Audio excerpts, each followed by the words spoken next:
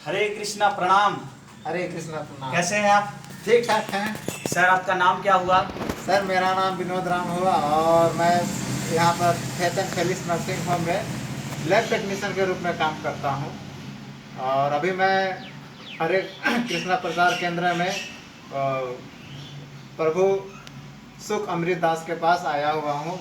इस बात ही चिंता भरे माहौल में, कोरोना के बीच में जो हम लोग इतने स्ट्रेस में काम करते हैं, तो उस स्थिति में अगर भगवान का प्रचार हो रहे हैं और अगर हम लोगों को इंटरनल अगर पावर मिल रही है, तो इसके लिए मैं इस अमृतदास को धन्यवाद देना चाहूँगा और उस भगवान को भी धन्यवाद देना चाहूँगा जिसने हमें यहाँ पर भेजा कि आज हमें इनका दर्शन हुआ और इनके थ्रू से हो सकता है कि हम उस परमेश्वर का भी दर्शन प्राप्त कर सकें।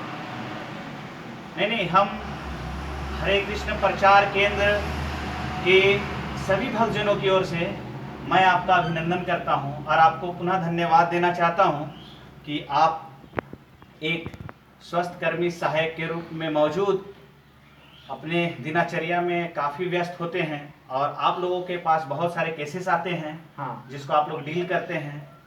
और मुझे जैसे आपने भी बताया कि हम लोग तनावपूर्ण माहौल पे रहते हैं, तो अभी पूरा विश्व ही तनावपूर्ण माहौल में है और ख़ास करके बहुत सारे स्वास्थ्य कर्मी जो हैं उनकी भी यह माहौल में हत्या हो चुकी है।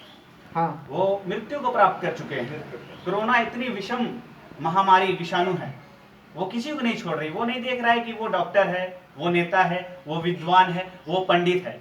आप कोई भी पद पे क्यों ना हो, आप कोई भी पद पे क्यों ना हो, याद रखें, आप कोरोना महामारी से बचने का उपाय ढूंढिए और इस तनावपूर्ण जीवन में कहीं ना कहीं भगवान के ज्ञान को आत्मसात करिए, जहां आपको परम शांति मिले और सही दिशा का निर्देशन हो सके और तथ्य से समझ सकें कि ऐसी बीमारी आती क्यों है।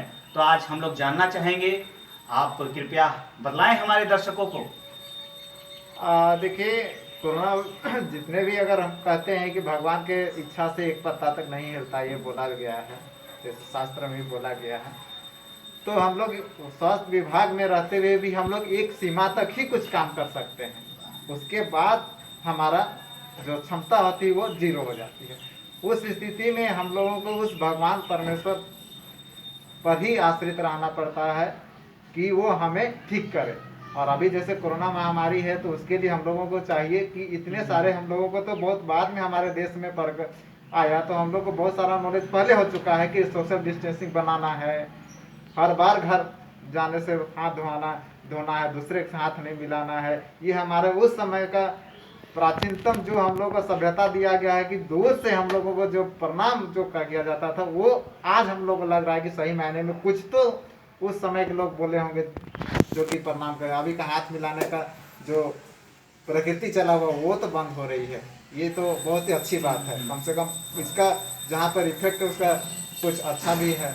दूसरा बात है कि हम लोगों को बोलते थे कि प्रकृति को शुद्ध करो शुद्ध करो, सरकार बोलती थी, हम लोग कर नहीं पाते थे। कोरोना एक हिसाब से वरदान के रूप में प्रकृति को भी स्वास्थ्य ये कर रही है। हाँ, तो महाशय का कहने का तात्पर्य यह है कि हम लोगों को इसे वरदान के रूप में भी लेना है और पुनरावृत्ति जो होती है गलतियों की, ये नहीं दोहरानी है। वैश्विक स्तर पे ऐसी गलतियां बहुत बड़ी मात्रा में लोग किए हैं जिसका आज हर्जाना भुगत रहे हैं। तो मैं आज जानना चाहूँगा श्रीमान से कि अचानक इन्हें स्पिरिचुअल बुक्स जैसे रामायण, परम भगवान कौन है, परम सत्ता कौन है और आत्म साक्षात्कार का विज्ञान कि मैं कौन हूँ, मैं कहाँ से आया हूँ, मेरा अस्तित्व क्या है, मृत्यु क्यों होती है, जन्म क्यों हो रहा है, ऐसे ऐसे प्रश्न उठ रहे हैं दिमाग में। तो श्रीमान आप बताना चाहें कि कैसे ये उत्कंठा जागी आपको अचानक कि मुझे ये ग्रंथ लेना है, हरे कृष्ण प्रचार केंद्र जाना है। मैं एक्चुअली में अगर मैं सही बोलूँ तो मैं नास्तिक ही था। नास्तिक मतलब कहने का मतलब छोड़ो ना, जो होगा सब देखा जाएगा।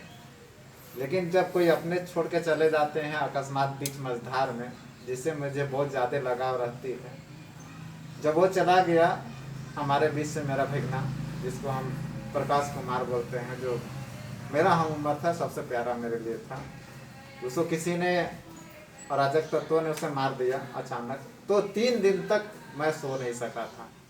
उस समय हरे कृष्णा प्रचार केंद्र के प्रशांत मुकुंद प्रभु जो दिल्ली के इस्कॉन संस्था में जो प्रवक्ता है, उनका जैसे कि मैंने सारा प्रवचन सुना तो भगवान कृष्ण के बारे में जाना कि सर्वेश्वर तो ही है। और तो आप एक मिनट आप सुन सकते हैं कि इन्होंने एक पॉइंट नोट किया।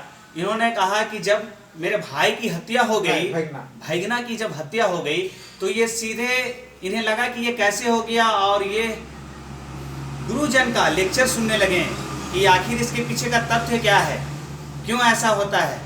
और इन्होंने एक इस्कॉन का लेक्चर सुना, और उस लेक्चर के विषय में हमारे शास्त्रों में पहले ही बता दी गई है, तद विधि प्रणिपाते ना परिप्रशेन सेवया उपदेशन्ते ही ज्ञानम ज्ञान व तत्वदर्शिना।